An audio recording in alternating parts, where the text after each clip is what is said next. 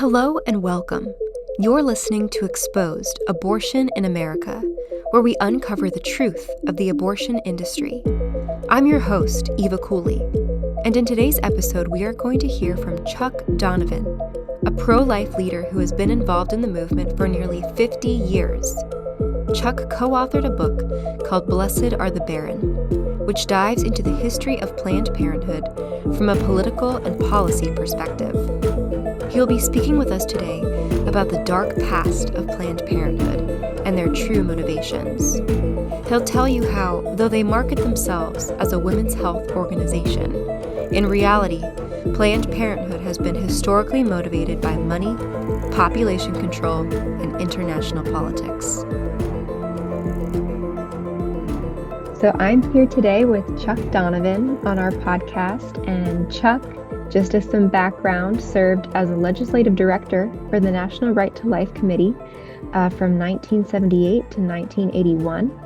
Chuck worked as a senior writer for President Reagan until 1989.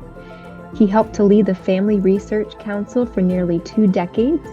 He served as a senior fellow in religion and civil society at the Heritage Foundation. And he's the founder and was the president of the Charlotte Lozier Institute, the research and education arm of Susan B. Anthony Pro-Life America. And Chuck, I'm just so delighted to have you here today to talk to us about the history of Planned Parenthood. So I'd love if you could tell our listeners a little bit more about your history with the pro-life movement. Well, Eva, it's a pleasure to be aboard with you today. The history of my involvement in pro-life now goes more than half a century, so your listener can understand how long I've been around at this. I think I got involved in pro-life growing up. I was blessed to be a part of a family of 10 total brothers and sisters. Didn't always have an easy time of it economically or any other way, so certainly saw what it was like to be around younger children all the time and to defend them. And I think my entire mission in pro-life has been to be in support of moms in need, who are certainly numerous, but also babies in need. And they are dependent on us for their protection, for their sustenance, for love. And pro-life just seemed to me very much a part of that. When I entered college, it was 1970. And as you know, within a couple of years, we had Roe versus Wade. I wanted to know how that came about because it is still the gravest injustice, or at least one of the 2 or 3 in American history.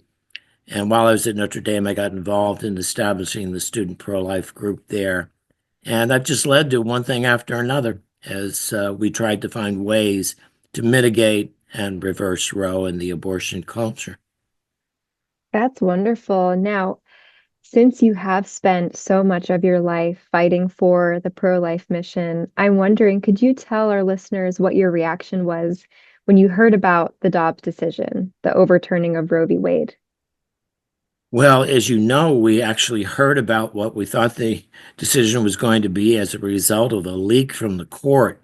That in itself was, I think, devastating because the integrity of the process matters as much as anything. You know, the great shock of Roe v. Wade was the assertion not only that babies weren't protected from conception all the way through delivery, which is what Roe v. Wade implied and said, it was that somehow this insight into our Constitution, which had been our governing document for nearly 200 years, somehow it had eluded the attention of Jefferson, of Madison, of Lincoln, Washington, FDR, you name it, every party. Somehow all of them had failed to see that abortion on demand was mandated in the laws of all 50 states by our Constitution. People talk about an insurrection. That was a legal insurrection by Justice Blackmun and the 6 others who signed with him. So when I heard about Dobbs, I would say we celebrated because we were getting back to a just understanding of the Constitution. But at the same time, we were just beginning, as we are seeing now, the battle to protect the lives of these babies. The Constitution doesn't do it automatically. It falls to us.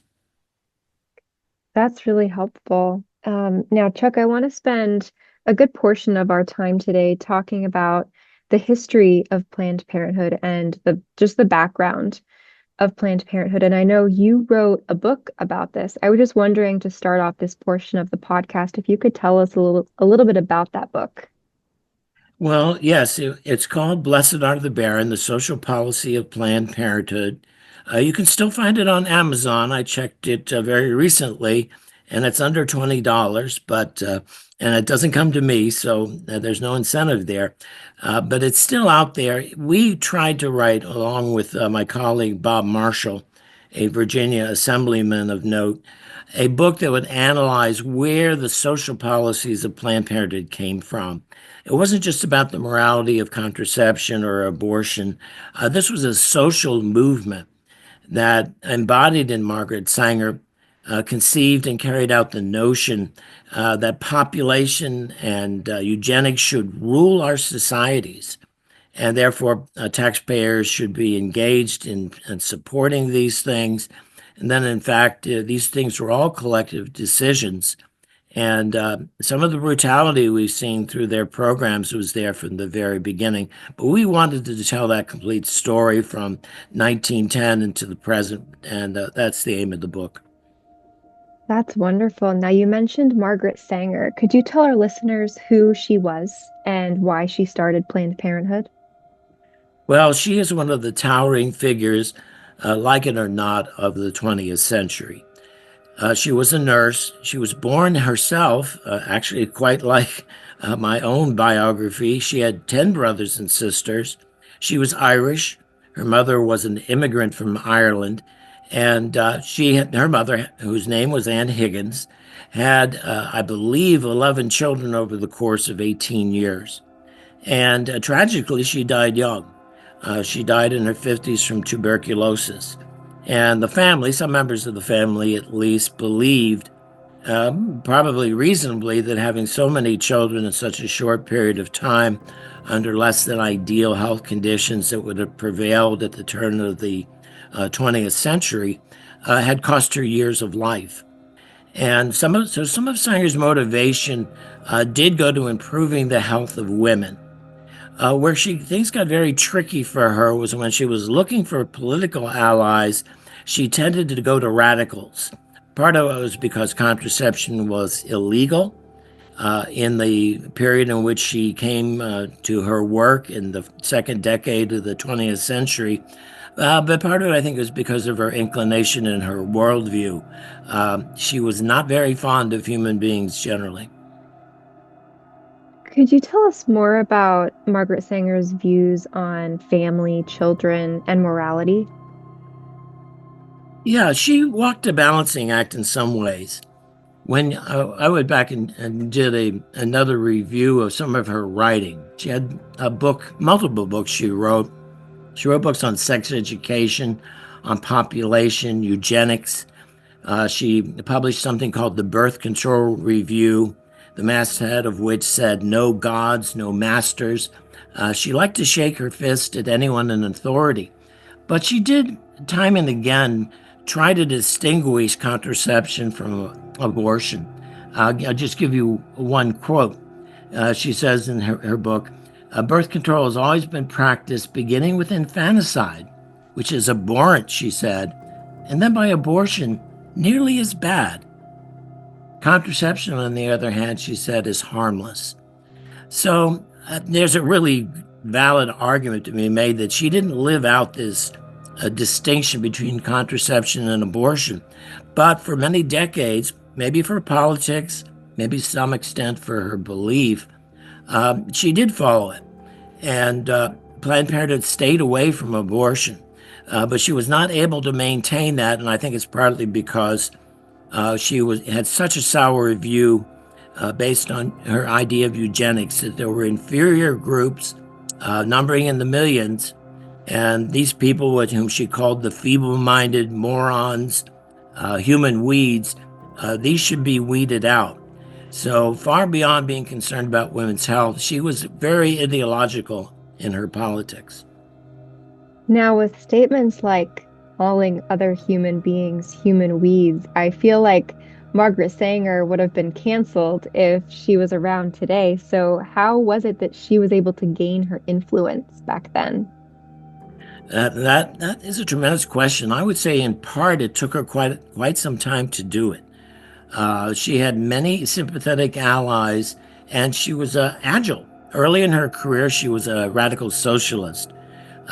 She lived something of a bohemian lifestyle, at least among those folks in New York City. She was a colleague of the Workers of the World Party, Emma Goldman, the socialist.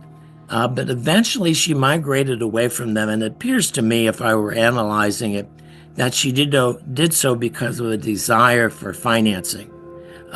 She had trouble getting money. She wanted government money. In 1932, she proposed what she called a plan for peace, under which somewhere between 15 and 20 million Americans would have been confined to farms from which they could escape only if they agreed to be sterilized because of their inferior genetics. There wasn't much government money for that during the 1930s. We had a slightly different attitude during the Depression. But she was very negative, and eventually she made her way into a new marriage with an industrialist named Noah Slee. She also had friends in the Gamble family, and I'm not implying any connection with Procter and Gamble today, but it was this kind of connection with very wealthy people, and they were more open to her ideas regarding eugenics and population control. And I think if you look at Planned Parenthood today, those are the same motivations that have contributed to their obtaining millions and even billions of dollars to drive their program. That's why it's not essentially a women's health program. It's population and international politics driving what they do. Speaking of Planned Parenthood, would you be able to give us some key milestones in Planned Parenthood's history? And feel free to take your time on this question.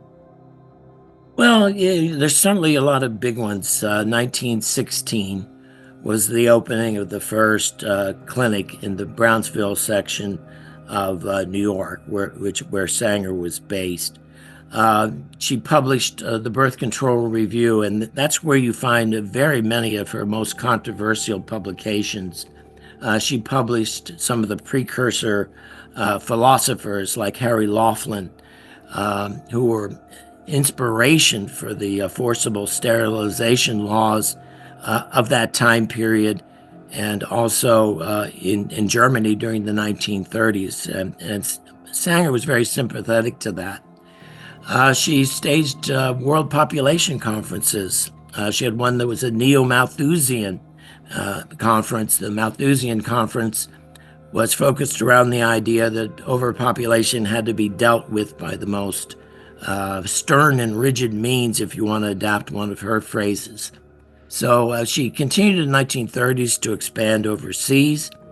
In the mid-1940s, they found they needed a change of name because the Birth Control League of America, or American Birth Control League as they were first called, didn't have an attractive name. They wanted something that sounded a little pro-parenthood at least, so they came up with Planned Parenthood in the 1940s. And by the way, it's a very effective name. We did a study at Lozier Institute that showed it has 96% name recognition, about twice what pregnancy centers do, and has a bit of a positive ring to it, even though Planned Parenthood produces almost no parenting and parenthood. They don't do parenting training, all that. You can certainly debate. But it has been their name ever since, and I don't see them changing it. It has given them a little broader appeal. Probably the biggest transition that happened in the organization didn't come through Sanger. By the time she got into her 60s and older, let's just say she was less active, and she began to cede control of the organization to a couple of different actors. One of them was Mary Calderon, who was Planned Parenthood's medical director beginning in 1953, and she had no hesitation at all to promote abortion. She helped drive the organization in that direction academically and politically. She also had connections in the public health community outside her own field. And She was a bit of a revolutionary, later went on to found and become a medical director of the Sex Information and Education Council of the U.S., which is very much a free love organization, if you will. The other person who helped drive it was Alan Guttmacher. The Institute still bears his name, and unlike Sanger, whose name is now being shunned by Planned Parenthood centers, Guttmacher is celebrated. He was a great performer and champion of abortion and helped transform both the Guttmacher Institute into an advocate and Planned Parenthood from the period when he was with them from 1962 to 1974. Those are probably the big things until we get into all the federal funding, which has become the source of great controversy now. Yeah, that's really helpful. Could you also tell our listeners about the historical relationship of Planned Parenthood with minority communities? Yes, and this one has become uh, actually a very current story. When we wrote our book in 1991 and laid out the case that Sanger was certainly, how should we put it? We believe that she had racist tendencies and thought patterns. There was no question that in the placement of Planned Parenthood clinics, it's true now as it was ever. Those clinics are close to minority populations. When you look at the publication literature of the International Planned Parenthood Federation these days, where do they emphasize they work? Well, they emphasize they work in Africa, in South America. They're very comfortable with that kind of imagery, and their clientele are overwhelmingly minorities. A very careful biographer of Sanger named Angela Franks is not as sure about this categorization of her as being racist, but she does say she was an elite bigot, which is a phrase she uses to describe the fact that Sanger readily condemned anyone of lower intellectual quality as she saw it, anyone with physical issues, the disabled person, the unemployed. She had a long, long list of names she flung at anyone she disliked. And you would see that in Planned Parenthood's clientele, in their fundraising, and in the outcomes. And it's true in abortion today, for example, in the United States today, abortions among minorities are 2.5 times as common as among the majority population. So Planned Parenthood, I do believe, targets minorities to the point where just within the last few years in New York City, employees of both the Guttmacher Institute in New York and D.C. and also up in New York City objected to keeping her name. And Planned Parenthood has, in fact, dropped her name on their center in New York City. They have suspended the Margaret Sanger Award, which has gone to such lights as Hillary Clinton. They have acknowledged that she had definite racial issues. And when you look up anything online now, the liberal press has been begrudgingly dragged into admitting that she was very problematic on these things. Wow. Now, how do you think Planned Parenthood's messaging was able to be so persuasive in these types of communities? Well, that's interesting. I think they have promised, and they still do, a kind of freedom. Um, they portray the image, I think, in some elite circles that they're simply for choice. They don't emphasize their still eugenic aims. They don't emphasize how much they intend or try to save governments. They have moved toward, I would say, a softer version of feminism. In the early 20th century, the feminism was radical in a sense, although the policies of the country did have issues with respect to the women's vote and others issues. But it was much harder nosed. Now they're softer about it. That has helped. The other thing, though, I think, is that they have unusual entree to the most powerful sectors of society. This was accomplished through emphasizing national security themes.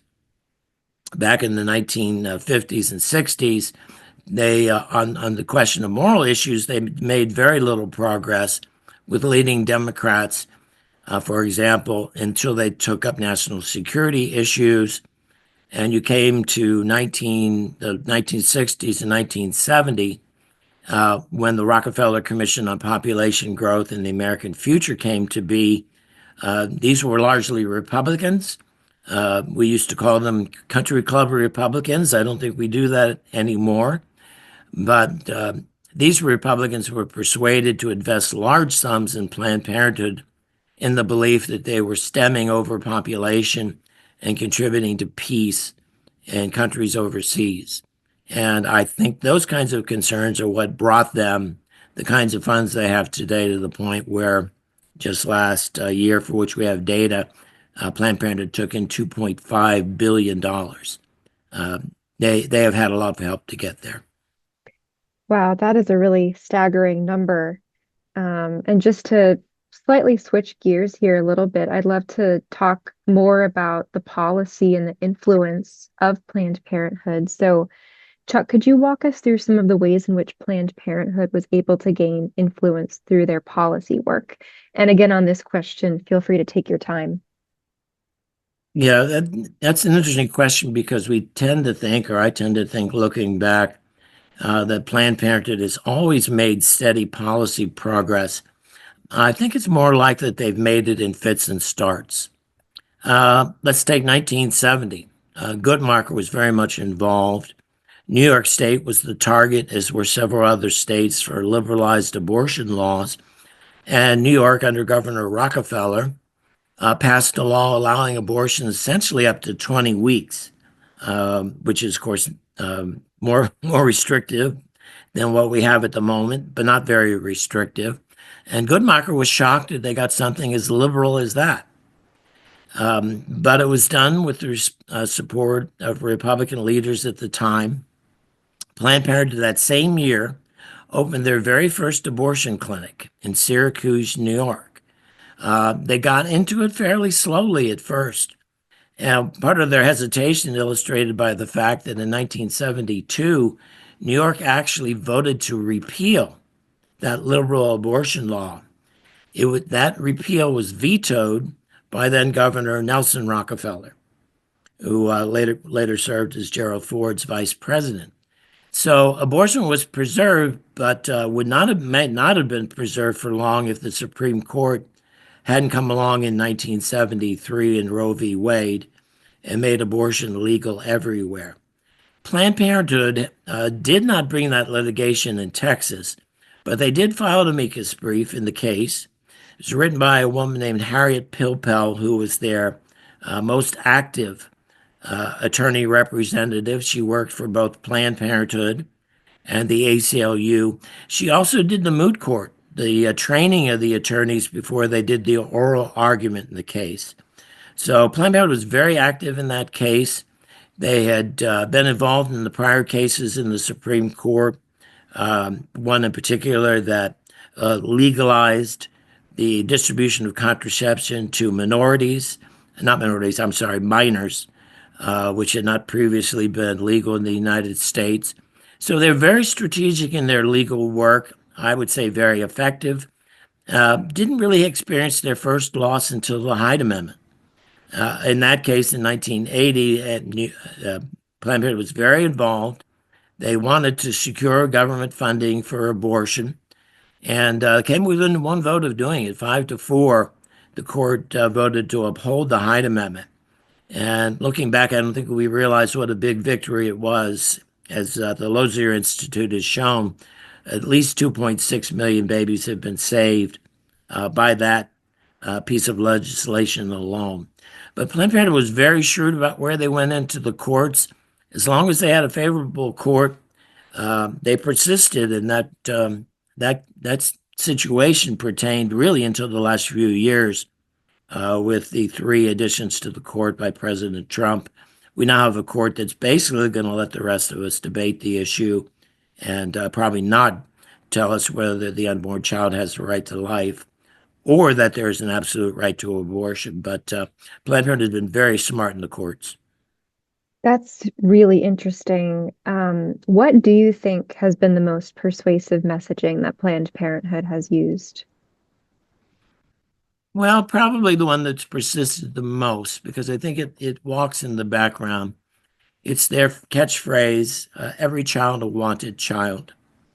And you know what? Pro-lifers agree with that. It's just that we agree to want every child that exists.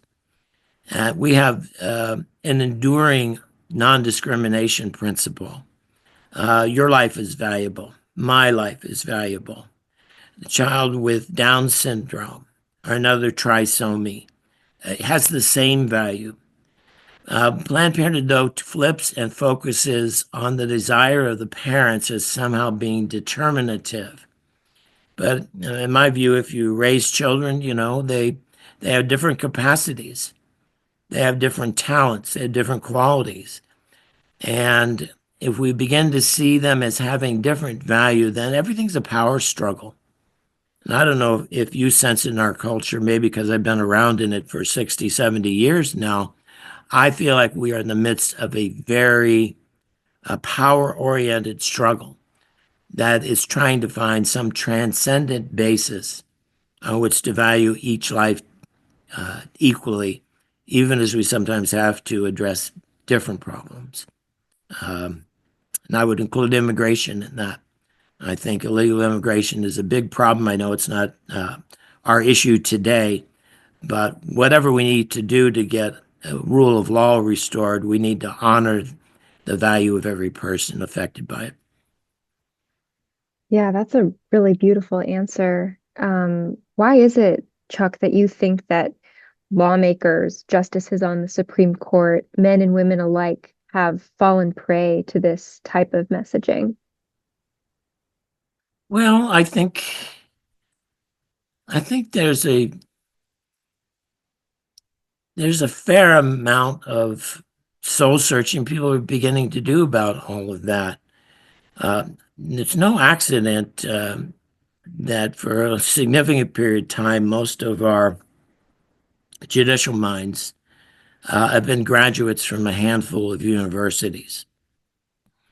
I believe in a principled judiciary, a judiciary of restraint. But for, I think, decades, it became the preserve of elites in society that probably lost touch in many respects. It became a question of whether the courts were a representative institution at a certain point. I think that it's going to take a while to change that as people look for ways to get their policy preferences enacted without persuading the vast majority of their neighbors. On the Supreme Court, we changed the definition of marriage by one vote. That definition of marriage had endured in civilization for millennia, but one person on the Supreme Court can change it. I think some people don't have necessarily a proper awe about the power that is vested in them, either as a judge or an elected official, maybe as a bureaucrat. There are certain things that were not meant to be entrusted to one or two people. So democracies matter.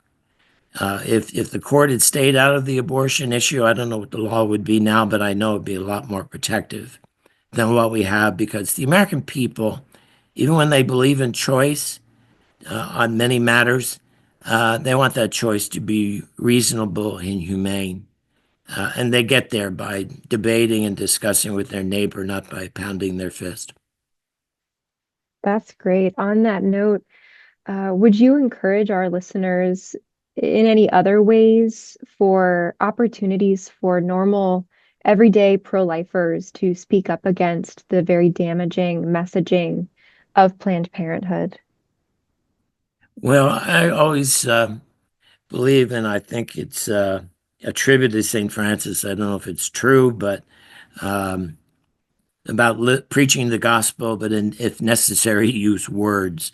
Uh, I do believe the importance of good laws and good practice, but I also believe that 80% of what's good in this life comes from example. The example of a good marriage, of a sacrificing parent, uh, of standing up for your siblings, of the person on the schoolyard who's not going to let someone be bullied. Those things are far more powerful. One of the adages I remember reading about the founding fathers is their despair if too many laws were needed, because they thought that most laws, in order to be really effective, would be internalized. One of them said that our Constitution was adequate only for virtuous people, which sounds redundant, but basically, we have a system of laws that doesn't have a directive for every single thing one does. Some of our systems of government, like China and Russia, do have that, and they're relatively miserable. But in the United States, I think we've seen the dissipation of those virtues that make fewer laws possible or needed. That's a really great answer. At this point, I want to transition us to talking a little bit more about the dangers and controversies of Planned Parenthood. And I'm wondering, have you spent any time studying the ways in which Planned Parenthood largely uses its funding? Probably not as much detail recently because of press of other issues, but one of the things that's pretty obvious is that Planned Parenthood is a hyper political organization. That's not to say that medical groups, pharmaceutical companies, and others don't make expenditures on people for public office. Those are continuing concerns. How do you become a legislator and deal with the safety of things in our food supply and drug supply while receiving tens of thousands of dollars for your campaign from somebody who wants your attention? But Planned Parenthood was a modern forerunner of all of that. They have an action fund. There are stories out there now that one of their affiliates provided office space for a presidential campaign. You can guess which one. They spend a lot of money in politics, and they encourage a lot of people who give to them to also do the same. Very strange if you're really a health organization that's doing legitimate work that you really need to have the kinds of doctrinaire political expenditures that they do. But that is something they picked up quite a bit in the 80s when they faced some resistance. And I don't think it's an asset to our society, but keep in mind, Planned Parenthood is not really a healthcare organization. In my view, it's a eugenic and population control organization. There is a reason why 97% of the women coming to them with pregnancy situations get abortions. They don't do infertility care. They do next to no prenatal care, continues to slide. Adoptions have dropped dramatically. Even their contraceptive and sterilization clients have dropped dramatically, but abortion has grown. It's nearly 400,000 per year. And Eva, we tend to cite the number of abortions. I tend to think, what about the number of spouses who are gone, Mm. Wow. who Yeah. did not live? How Hmm. many people did without a lifelong partner because they were destroyed in a clinic?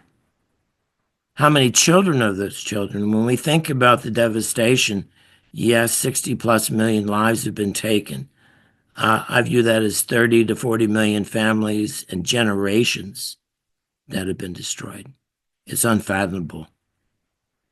Wow. That really is unfathomable. Just with our concluding time, I have a few questions for you about the pro-life movement and the way that it has related to Planned Parenthood. So could you Sure. just briefly describe the relationship between Planned Parenthood and the pro-life movement? A very interesting question. I was on Capitol Hill in the 1970s for National Right to Life Committee. I saw up close and personal how Planned Parenthood sought federal funding and support. I saw the pro life movement originally in something of a defensive posture, which made sense at the time. We sought to reverse Roe versus Wade by votes in the Congress in 1983. I was working for President Reagan at the time. He was enthusiastically in favor of doing that. We were 10 years out from that ruling, but we lost in the Congress. And I can tell you that for several years, the pro-life movement, I won't say we were lost, but we didn't know what next. The vote wasn't all that close in Congress. It was like 50-50. We needed 17 more votes for one type of bill, 10 more for the other. We didn't have it. And a group of people in the pro-life movement around an organization called Christian Action Council, now called CareNet, and Heartbeat International, said, "Well, we can't wait on the legislators and the politicians. We have to go build a pro-life society." And lo and behold, they did it. Small efforts at first, a pregnancy center here, a church basement there, but eventually they built a network that's 3,400 centers strong in the U.S., thousands more overseas, and they're not waiting. And we have something of that now because we now have 50 states with different laws on abortion. We have a chance to build model states, states where abortions are limited or are prohibited, where pregnancy services are strong, where a culture of life, a culture of family is promoted. And that's our challenge. Can we make America a place where it's obvious that if you value life and you want good family, good communities, you want to live in a Florida or a Kentucky or a Texas, and California, New York, or in New Jersey are not the places you want to go. That's a substantial test for us, but I hope we'll take it up. That's wonderful. Yeah. And just one last question for you. Can you just offer a word of encouragement to those who are active in the pro-life movement who might be discouraged at times by what they see in the media, by what they see with Planned Parenthood? Well, I would encourage anyone who is standing up for a cause as great as this one to realize that the true value of what we are doing probably won't be immediately visible every day to us. I like quoting the Talmud, which says that he who saves a single life is as if he has saved the world entire. We don't know how many lives we've saved. I sit here after 52 years in pro-life. I may be able to think of a couple of babies I helped get here, but what those children will do, what they will mean, the difference they will make in this world will, to me, only be revealed in the next life. And yet, to have given a life to this cause, not to seeking individual gain or prestige, it's just my satisfaction with that, paired with a wish that I could only done more, is immensely satisfying.